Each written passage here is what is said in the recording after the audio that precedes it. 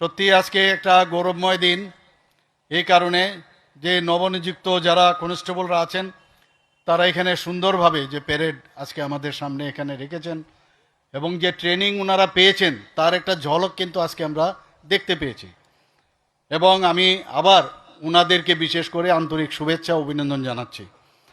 আজ কেটিডিএস police training academy, আমার পূর্ববর্তী বক্তা অলরেডি বিষয়ে আলোচনা রেখেছেন যে 91তম এবং 92তম যে নরসিংগড় যে এই ব্যাচ রিক্রুটমেন্ট হওয়া কনস্টেবল পুরুষ ও মহিলা তাদেরকে যে পাসিং আউট প্যারেডে সত্যি কথা বলতে কি আমি উপস্থিত থাকতে পেরে আমি অত্যন্ত আনন্দিত এবং গর্বিত। আজকের এই দিনটি শুধু এখানে উপস্থিত 776 জন নবীন যারা কনস্টেবল রয়েছেন তাদের জন্যই না, তাদের পরিবার, তাদের যারা প্রশিক্ষণ দিয়েছেন, যারা প্রশিক্ষক এবং সমগ্র ত্রিপুরা পুলিশের জন্য একটি গৌরবময় মুহূর্ত। আপনাদের মধ্যে অনেকে হয়তো পরিবারে প্রথম চাকরি পেয়েছেন।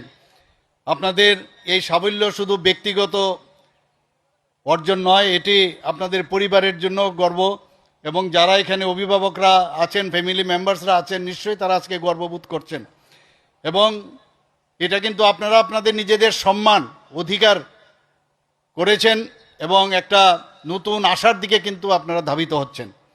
আমি বিশেষভাবে আপনাদের পরিবারবর্গকে তার জন্য ধন্যবাদ জানাই, কারণ তাদের ত্যাগ এবং সমর্থন ও তাদের যে অনুপ্রেরণা, তাদের জন্যই আজকের এই যে সাফল্য আপনারা পেয়েছেন, তাদের কারণেই সেই বিষয়টা আজকে আপনারা এখানে আজকে প্যারেডে যুক্ত হতে পেরেছেন এবং পুলিশ কনস্টেবল হিসাবে ত্রিপুরা পুলিশ আজকে যুক্ত হয়েছেন। আমার মনে আছে যে গত বছরের 13ই মে 2025 তারিখে রবীন্দ্র শতবার্ষিকী ভবনে এই যে কনস্টেবল পদে আমরা 975 জন যুবক যুবতীদের হাতে নিয়োগপত্র তুলে আমরা দিয়েছি। সেই মুহূর্তটা আমার এখনও আমার স্মৃতিতে উজ্জ্বল। আপনাদের পাশাপাশি এখানে আরও 475 জন প্রশিক্ষণ প্রার্থী, তারা রামা রাও টিএসআর ট্রেনিং সেন্টারে আরকি নগরে, সেখানেও তারাও কিন্তু প্রশিক্ষণ পেয়ে নিয়েছেন। এবং পরবর্তীকালে ডাইন 100 স্কিমের আওতায় আরও 13 জন প্রশিক্ষণ নিয়েছেন। এই যে 11 মাসের যে আপনারা কঠোর যে ডিসিপ্লিনের মাধ্যমে এবং একটা পেশাদার প্রশিক্ষণের যে বিষয়, তার মাধ্যমে আজকে যে আপনারা প্রশিক্ষিত হয়েছেন, পুলিশের গর্বিত সদস্য হিসাবে আপনারা কিন্তু আজকে আত্মপ্রকাশ করেছেন।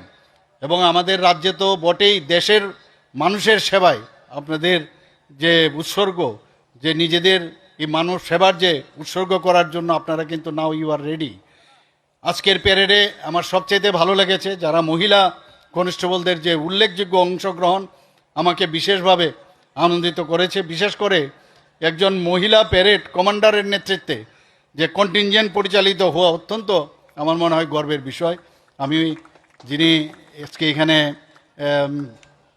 দেববর্মা মহোদয়া, যিনি এখানে আজকে এখানে কমান্ডার ছিলেন, ওনাকে আমি ধন্যবাদ দেব এবং কনগ্রেচুলেশন জানাবো। আজকের এই প্যারেডে যারা অংশগ্রহণ করেছেন মোট 476 জন কনস্টেবলের মধ্যে সত্যিই খুশির বিষয় যে 318 জনই মহিলা।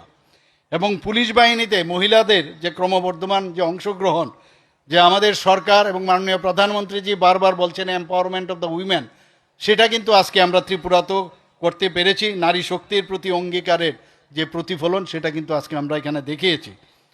আমার প্রিয় নবীন কনস্টেবলগণ, আজ আপনাদের যে ইউনিফর্ম আপনারা পরিধান করেছেন, সেটা শুধু একটা, যদি আপনারা মনে নেন একটা পোশাক মাত্র, সেটা পোশাক নয়। এই পোশাকের মাধ্যমে আপনাদের দায়িত্ব আপনাদের বুঝতে হবে, আপনাদের সাহসের পরিচয় দিতে হবে, আপনারা যে একটা শৃঙ্খলা এবং সততা, সেটা আপনারা কিন্তু আগামী দিনের আপনাদের যাত্রায় সেটা দেখাতে হবে। এবং আপনাদের প্রতি জনগণের যে বিশ্বাস, সেই বিশ্বাস কিন্তু এবং তার যে আস্থা, সেটা আপনাদের আনতে হবে। একজন পুলিশ কর্মী হিসাবে অনেক সময় বিপদগ্রস্ত মানুষের যে প্রথম যখনই কোনো সমস্যা হয়, সাধারণ মানুষ পুলিশেরই যে ভরসাস্থল, সেটা হচ্ছে পুলিশ। তাই আইন প্রয়োগের পাশাপাশি একটু মানবিকতা, একটা হিউম্যান টাচ, সেটা থাকা প্রয়োজন। এবং পেশাদারিত্ব তো আছেই, সেটা বজায় রেখে আপনাদের অন্যতম যে প্রধান কাজ, সেটা আপনাদের মনে রাখতে হবে। আমি দেখেছি এখানে আপনারা ওতো নিয়েছেন, সেই ওতের মাধ্যমে এই ওতের প্রতিটি শব্দ কিন্তু আপনাদের মনে রাখতে হবে। এবং আপনারা যখন রিটায়ারমেন্ট অবধি আপনারা কিন্তু এই ওতের প্রতিটি শব্দ আপনারা মনে রাখবেন। আমি অত্যন্ত আনন্দিত যে শারীরিক প্রশিক্ষণ তো হয়েছে, পাশাপাশি আইন বিষয়ক যে শিক্ষার পাশাপাশি এখানে ট্রাফিক ব্যবস্থাপনা এখানে আলোচনা হয়েছে। অলরেডি ঘোষক যিনি আছেন উনি বলেছেন যে ট্রাফিক ব্যবস্থাপনা থেকে শুরু করে আইন শৃঙ্খলা রক্ষা, জঙ্গল ওয়ারফেয়ার, ফিল্ড ক্রাফট, দুর্যোগ মোকাবেলা এবং